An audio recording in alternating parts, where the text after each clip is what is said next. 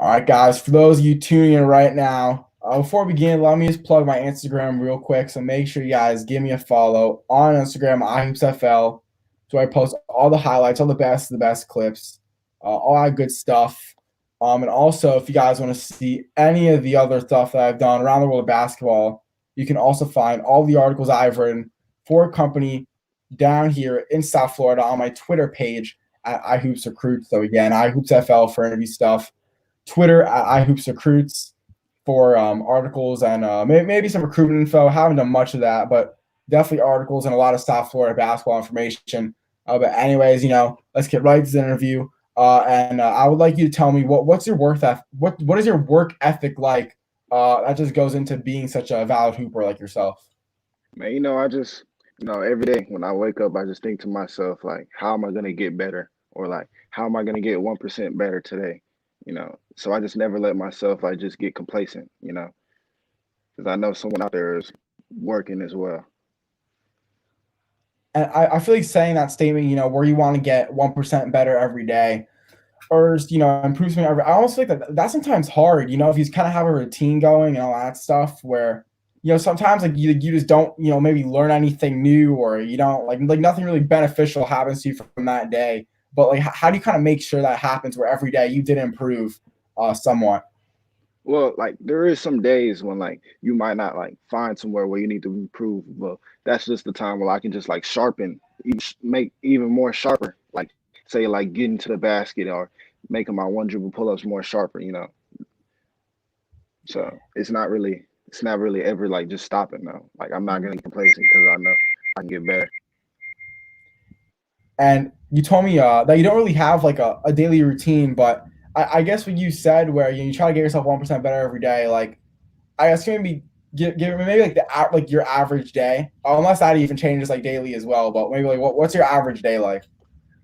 Average day, like first I would go to Justin Allen, get lift some weights, get stronger, and then I'll try to get up about like 1,000 shots or 800 shots, and then after that I would go to one of my other trainers named Ansu. He said he like working on competing and stuff, like going a lot of one-on-one work and 5-on-5. So you have a trainer like designated to competition, I guess, and like an Yeah, in-game simulation trainer. yeah, Okay, yeah. that's probably super cool. But I'm wondering, like, just if that is your average day, I mean, that seems like that could really, not hurt your body, obviously help it, but be very, physically straining. You probably get fatigued a lot. Like, how are you able to recover if that's your average day? Like, do you maybe set like, there's one day during the week, this is my recovery day, and the other days, you're just pushing, or how do you make sure that you still take care of your body? Because if you do just, work as hard as you can every single day and not have some rest days, like that's pretty much all coming to a waste at some point because your body always gets so fatigued. So, what do you do for recovery? Yeah, usually like I might go like 6 days a week, and then on Sunday I would rest and like go to massage therapists and stuff like that. But like most of the time, I'm not really thinking about like recovery, so I'm just trying to kill my body to get even stronger, and get even faster and stuff like that. And yesterday was Christmas. I don't know if you took that as a recovery day or not, but there were some Christmas Day basketball games on. I don't know. Did you have a chance to watch any of those, or not really? Yeah, yeah. I watched some NBA games. I watched Kevin Durant, and that's my favorite player. Obviously, I watched the Nets, and then I watched a little bit of a Warriors game, but it wasn't. It was. I feel like just like a whole lot of red. All those games are pretty not Yeah, entertaining. Uh, yeah, I was even mad too because KD, him and Kyrie just torched. I'm not a Celtics fan, but I just bet money with my little brother on the Celtics winning, and I'm not winning, so I'm a little bit mad I, about that. that's a bad idea. But don't ever bet against Kevin Durant, man. That's gonna I mean, you I gonna don't know. I just had a feeling like if I'm gonna bet or something, like when I make a March Madness bracket, I just always go based off my heart's telling me, and my heart said like the Celtics are gonna win, so I just picked the Celtics. I kind of went with what my heart told me, and then I realized like I didn't even realize like Kemba Walker wasn't even playing. I had no idea. But I think I would have still picked them regardless. Like I don't regret my decision. I'm mad, but I don't regret my decision at all. But I was thinking like, would you say maybe Kevin Durant, Giannis, Anthony Davis, maybe the top three players in the league right now? Yeah, I would say I would Kevin Durant. I would trade LeBron for Giannis. Put LeBron, KD, and Anthony Davis. Those are definitely top three in the league right now. And I mean, I'm like LeBron's a favorite player, but I can't believe like I was watching this for a second yesterday. I was really stared at him the whole time on defense. I mean, maybe like if defense isn't as hard or you don't do as much as you think, or it doesn't seem like you're doing a lot, but he's really doing a lot. But I was like, he literally stood there the whole time. Like this is like random play, like third quarter, and he just like stood there. I mean, I was kind of blown away. Like that's I don't know. Like I'm still gonna be the biggest LeBron fan out there, but man, I'm telling you, he just stood there the whole time. Like how could you say that's like one of the top three players in the league when you see a guy just stand there still I on mean, defense? those aren't really top three player vibes, but LeBron when he gets to the playoffs, he's gonna turn it up and he's gonna show them King James vibes. But hey, keep on doing it. I'm cool with it. As long as Kevin Durant get his. Yeah. I guess like in my opinion, I feel like the thing that would take LeBron, like LeBron is my favorite. He's my number one player. He's my favorite player. But I'm saying like this, I feel like something special about Anthony Davis. He's like a big man. Then he could like he's almost like a bucket. That's just not fast, but that's kind of my one. And defense too. Like he's pretty much unstoppable. Then Giannis is just so huge, but doesn't Yeah, just post up. Like the guy is a point guard that's ginormous. And then Kevin Durant, like I mean, the guy can just do whatever he wants, pretty much, which yeah, is unbelievable. Like, pretty I feel like much. the offense special about like what would you say makes LeBron James special to put him in that top three list? Like what makes him different from every other player? I mean, because he's 240 and he can move as fast as he can, and then he can still, he's in his 18th year and he's still Yeah, like competing at that high level. So I mean, it's LeBron. Like it's yeah, it's just crazy, like and how like fit he is. I mean, it really is unbelievable. And I mean, the one thing for me too, I feel like about LeBron is like he's so buff. Like yeah, I feel like throw a rock at him, like it's gonna like if you throw a brick at him, the brick is gonna break, not him. Like he's just so strong, and I mean that's a big thing too for players. Like being able to finish in contact, because if you kind of finish in contact or finish with the hand in your face and all that stuff like that's what's gonna make you an automatic bucket. Like if you could yeah, score when you're being guarded, like highly contested, I mean that's gonna make you an automatic bucket for sure. for sure. And you kind of touched on this a little bit with the whole like 1% getting better every day, but can we maybe talk about your work ethic a little more and that? Well, like my work ethic, like you talking about like what I do when I get inside the gym. Yeah, that's who. Maybe I guess a little bit more into your thought process and all that stuff.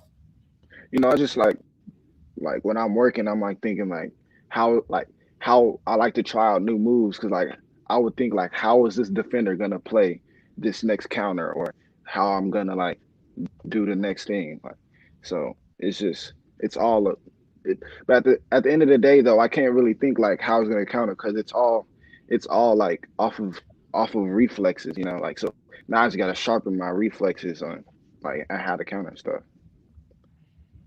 And I think like we're talking about maybe like your instincts because like when you are playing basketball at the end of the day, like you're not really thinking that much into detail. Where this guy, if I go like this, well, I guess you Yeah, kind of are, but it's almost like it does become an instinct. Like I know if I'm gonna dribble left and drive left, unless the guy is like a complete idiot, he's gonna go yeah, left and follow the ball with me. Like I guess it's more yeah, because is that what you mean? Like developing your instincts, like kind of doing yeah, a move, realizing what the move outcome is going to be. Once you do it so many times, you kind of get that understanding. Is that what you were trying to say a little bit? yeah, yeah.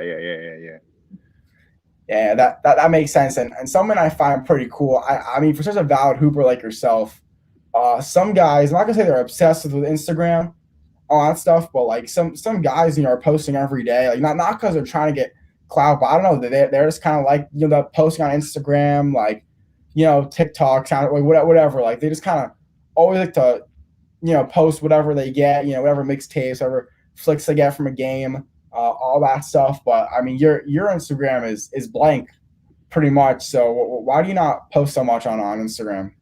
I don't know. I just like I don't really put too much mind to that stuff, just I just focus on one thing, like tunnel vision type stuff. Like I know that like later it will be there later, so like I might as well put the work in now. And like I try not to get really too distracted on Instagram and stuff like that. So, but it'll be like when I start to blow up, it'll be there though. Like I'll start to get more active. because people are telling me I need to get more active. So I'll get more active. But right now, I'm just focused on the basketball season right now. So, like, when should we be expecting you to, get active on social media a lot more? Uh, Probably over the summer, because that's when like that's Hollywood season. EYBL circuit going on, and everyone the cameras are on and stuff like that. So you know that's probably when I'll get more active on IG and Twitter and stuff like that. And do you play for an EIBL team over there in Texas, or what Yeah, A do you play for? I'm with the Houston Hoops right now. I'll be playing 17U next summer with Houston Hoops. Okay, wait, so would that be playing up then, or by next summer do you mean like summer 2022, or what would next summer be considered? Summer 2021. I'll be playing up. I'll be playing up. I'll be playing up with I'll be playing up with the juniors right now. They will be going Okay, to their senior year, and I'm going to yeah, my yeah, junior year. Yeah, yeah, and that's you said EIBL, right? yeah, EYBL. And did you get a chance to play EIBL, or would that be your first time playing EIBL? My eighth grade year, I played up. My whole team, we all played up with 15U, the EYBL circuit, and then last year it got canceled because of COVID. I was gonna play with JL3, John Lucas team, and Yep, but that yep. got canceled. So now I went back to the hoops, and I'm gonna play up 17U. Now I'm gonna stay there for the next 2 years. Is JL3, is that team still like going on, or is the team canceled and everything? Nah, it's still a team. It's still a team. I just made a better decision for myself. Yeah, and you said it was a better decision. Like, why do you think going over, or not really going over, but playing for Houston Hoops was the better move for you? I know because it's just like the Houston Hoops brand is just it's more like impacting, and like I just had a better opportunity over there, with Coach Tim Schumacher and Christian Bay, like really pushing me to get to that next level. Definitely. And I was playing on a 17U where even though you still got time, like you're gonna be playing against guys, and again, I'm sure you want to prove yourself too out there, but you're gonna be playing against guys, or this is a last chance to get that big time exposure, to make that last big time push before going off to college and into their senior season. I mean, just how much harder are you expecting it to be now since you're playing with guys where this is literally their final chance to prove to colleges like you should offer me when you still got a couple years left. It's gonna be pretty hard because it's gonna be fun because we're all gonna be competing and we're all competing for the same goal in mind, and it's gonna be fun for me at least. And winning a peach jam, I mean, that's probably something like for a high schooler. I mean, I don't know what would you say is better, winning peach jam or winning the Geico national championship? Well, which one would you say is better? I would say, well, to be honest, I don't really know about the Geico National Championship because Texas, we compete for the state, that state UIL championship. But for that, I would say uh the Geico National Championship. That would be more because it's high school basketball. It's not AAU, so you're winning it with your high school, your hometown team. You know, Yeah, so I was expecting you to say peach jam, but I guess you ended up saying Geico nationals. I was assuming peach jam, but just I want to talk about peach jam a little bit. Like how special is it for guys to win peach jam? Because I think like they both kind of have their pros and cons. Like Geico nationals, unless you like went to some boarding school or prep school, like you pretty much won that for your hometown, which is something super cool. For EYBL, like it's almost like every team you play is equivalent to a prep school team or the number yeah, one team high school. Like you pretty much are the best of the best because every team has five ESPN ranked guys on it. Like every team's loaded. So to win that, like that just really shows something else. How special is it for players to win Peach Jam? that'd be amazing. It would be amazing because it's like you're playing against all the top 100. Every game is going to be competitive, so you got to really get it out the mud to win in that. So you know, obviously when I'm going to be playing next summer, I obviously want to win that Peace Jam, get that title. And when you played EYBL for the first time, did you guys end up making it a Peach Jam or no? Nah, we didn't make Peace Jam. Man, it was some politics stuff going on, but we ain't gonna really talk about that. But we should have made Peace Jam. Though we had a good year, but past in the past. Yeah, and it seems like I mean you're pretty hungry now to get a peach jam based off that statement. It's something that you probably like. I even have a stuff. There's some things that happen in basketball where, like, I guess I'm just so passionate about them that I can't talk about them without throwing a fit. Um, so when you were so hungry, like you wanted to show everybody we should have been in peach jam, and then you IBL gets canceled. How disappointed were you? It was pretty disappointing though, but like I just moved on and like kept working. But even more disappointed was me losing in the fifth round last year and against Dickinson. That really hurt. So now I'm going even harder now to get back there and get to stay. Yeah, when you said so losing the fifth round like of high school, right? Yeah, yeah, in high school Uh, basketball. and yeah, that's always tough, And that was kind of what I was referring to because I lost one, or my school has lost one game my freshman year. That would have taken us to states. I'll never forget. Uh, I'm not going to get into it because I've talked about it too much in these interviews, and it just gets me very upset. It was a really tough loss. Yeah. But high school basketball. What are your goals for your high school basketball season? This season is to get back to the regional finals and get overcome that lump and make it to state championship. That would be my ultimate goal right now.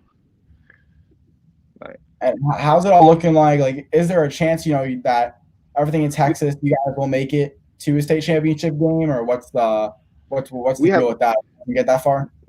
we have a chance. Like we're still coming together as a team. We're still like learning each other because we have basically like almost a whole new team. We lost three big seniors last year, so we got some guys that need to step up, and just keep on working. And in terms of logistics, like, will Texas, be able to last to where there is a state championship game, or is there a good chance like that may end up, getting canceled just in terms of all the cases and all that stuff? Man, I have no idea, but I just hope that I'm gonna be there and it better not get canceled because I'm out. I'm out for revenge for real. Yeah, and I mean, luckily for you, you still do have time.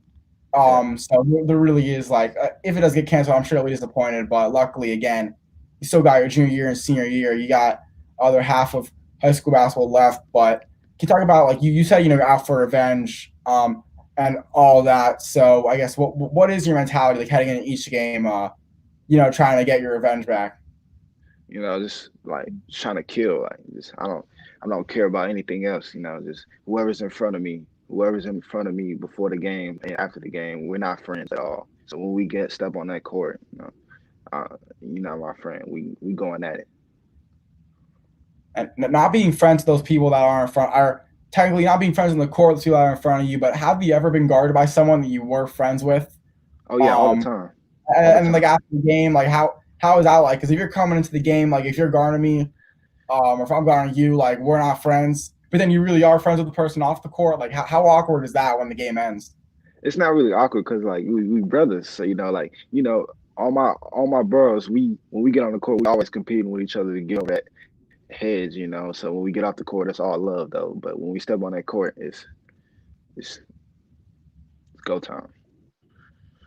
And having your bros and all your friends like all play basketball, or at least is what you said. I'm assuming they all play basketball. Yeah. What's that special about, like your group of friends where all you guys compete and all that? What'd you say? Like what's special about is just you being friends with all those people where they all play basketball? No, it's cool. Like because like we all competing for that spot, that number one spot in Texas and Houston. So like, we never really get complacent with each other. As like we're cool with each other, but at the same time, we going at each other every time we step on the court together. So, are there any other like notable people in your friend group that some high school basketball people might know about? If you said that we're all kind of trying to compete for that number one spot in Texas and in Houston, What'd you say? Like like the first part? are there any other notable people in your friend group besides yourself that people might know about? Since you said like we're all competing for that number one spot in Yeah, Texas and Houston. yeah, yeah. We got. You want me to name them? Yeah, sure. Like, name your. Wait, do you guys have like a fam or like a gang name or something like that for Now your we friend don't got group? no gang. We don't got no gang name, but it's a couple of us. It's Chris Johnson, Tyler Smith. you know, Wesley Yates, Okay, Orlando okay. Horton. Those are some kids and those are some kids in Houston and in Texas. You got KJ Lewis, you know, Jacoby Walter, Justin McBride, Ron Holland, Cameron Barnes, you know, So, all of them. all you guys are all like in so your friend group are like pretty much the best hoopers in Texas. That's who you're friends with.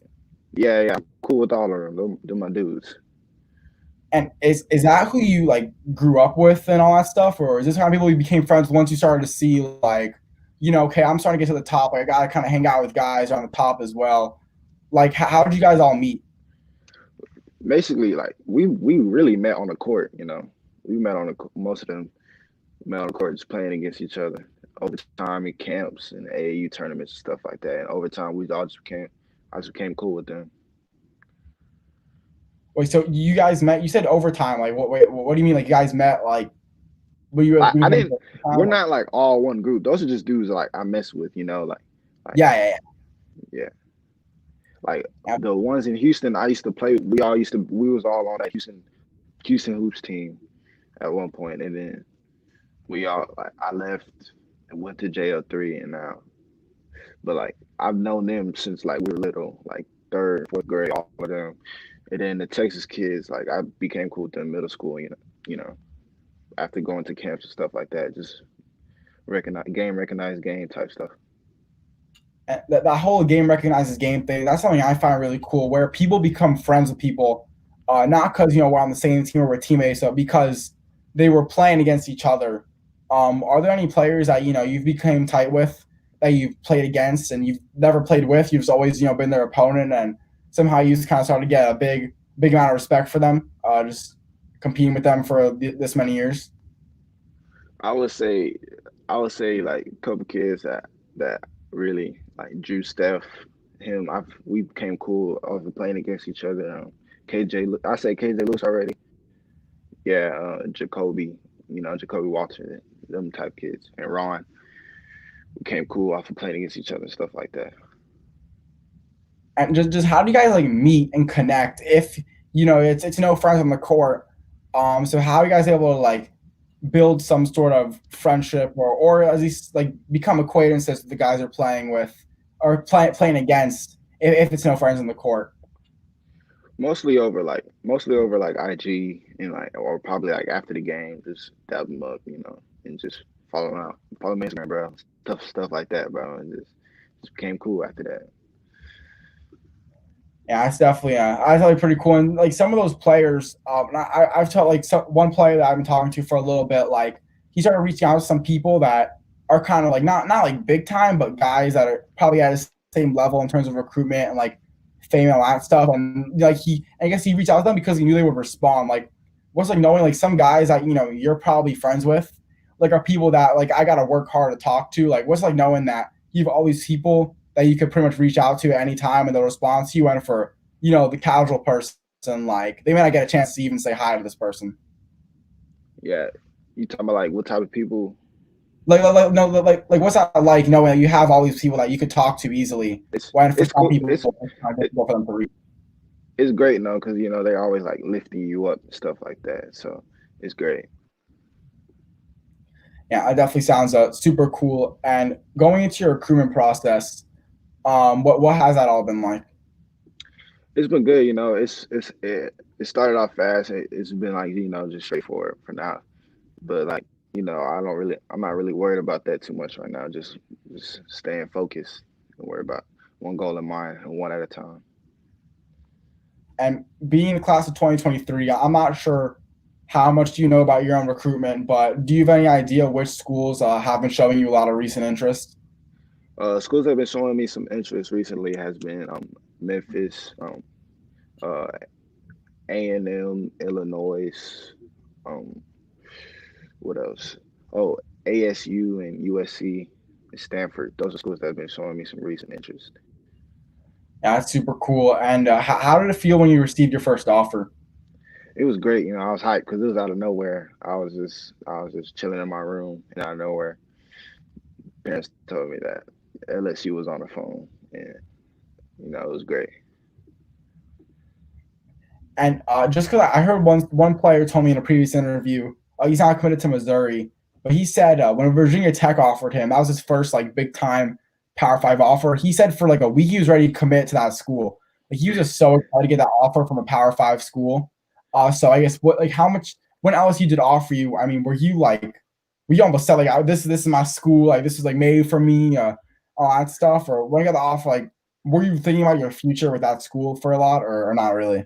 For 5 minutes, it was like kind of like that, but then like 10 minutes later, I get another call from Ole Miss, and they calling me talking about something they want to offer me. So I was like, "Oh, what's going on?" I'm in friends. And then 30 minutes later, TCU calls me, trying to offer me as well. So it was I couldn't really settle in to one school.